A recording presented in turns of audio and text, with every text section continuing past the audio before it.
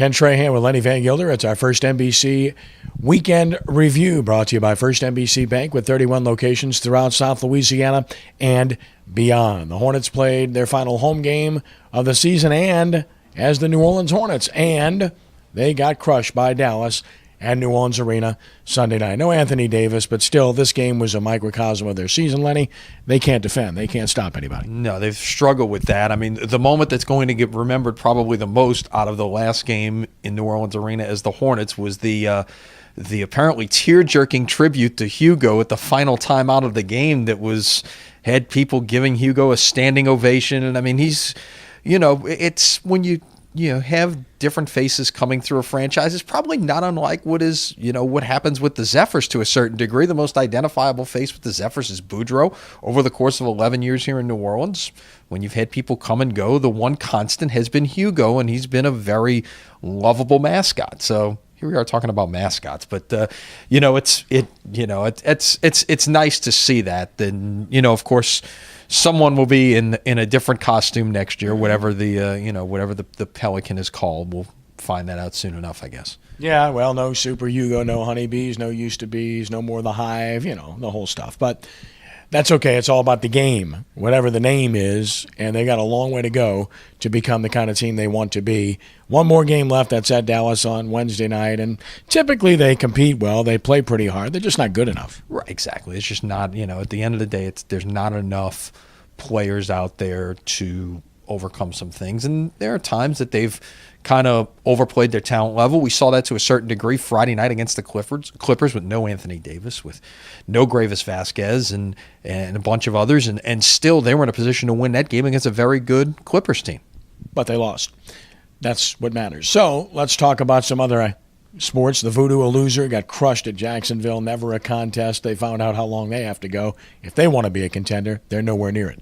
No, not at this point, and long way to go. And Jacksonville, a team that was 3-0, playing 3 road games to start the year, and then comes home. They got to feel pretty good about things, and went about their business and built up a big lead. And really in arena football, you get more than about 2 scores ahead, and it's pretty much a ball game at that point. Well, they were up 4 scores at the end of the first quarter. Well, I think that right now people are already ready to pencil in Phoenix or Arizona playing Jacksonville in Arena Bowl. That's how good those two teams are in their respective conferences, but stay tuned. The Zephyrs opened at home Friday night, nearly 9,000 people. They won.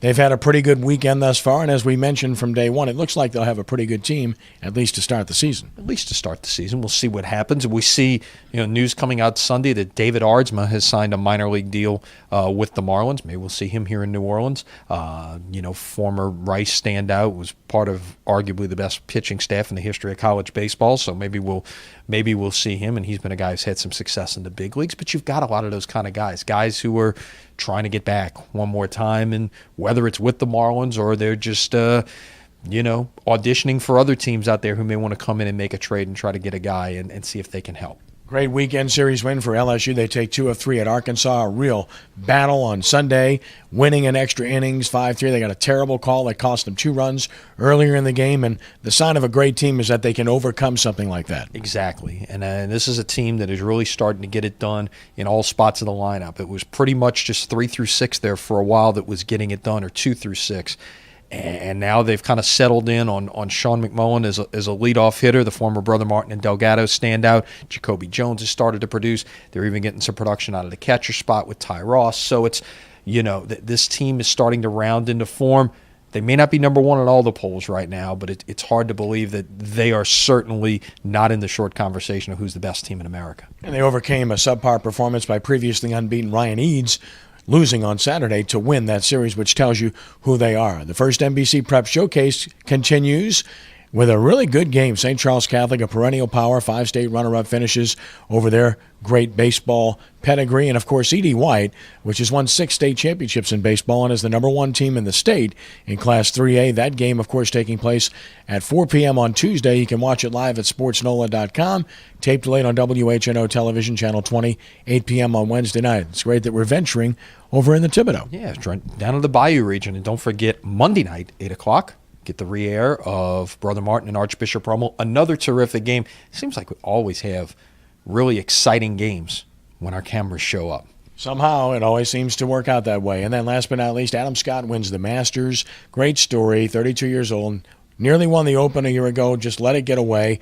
He was terrific down the stretch in this one, made putts, and by all accounts, a really good guy. First Aussie to win the Masters, and his caddy, well, he's been there before. Yeah, he has, and he's from New Zealand, but still, I think everybody that's on the other side of the equator is taking a little bit of love out of this, and certainly the celebration is on in Australia for finally capturing the Masters in a country that really, really loves golf. Yeah, and a precursor to the Zurich Classic coming up just over a week away now, folks. So get your tickets now for the Zurich Classic. We hope you will. It's going to be a great tournament. Nice to see Bubba Watson coming back.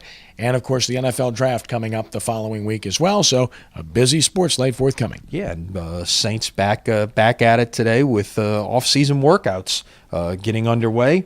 Sean Payton actually gets to coach his team a little bit for the first time in 15 months or so. Yeah, he will smile as he sets foot on the field. And that's our first NBC Weekend Review, brought to you by First NBC Bank with 31 locations throughout the greater New Orleans area and beyond. Do your banking at First NBC Bank. Lenny, is always a pleasure. We'll see you later this week. All right, for Lenny, I'm Kenny. Have a great week. God bless.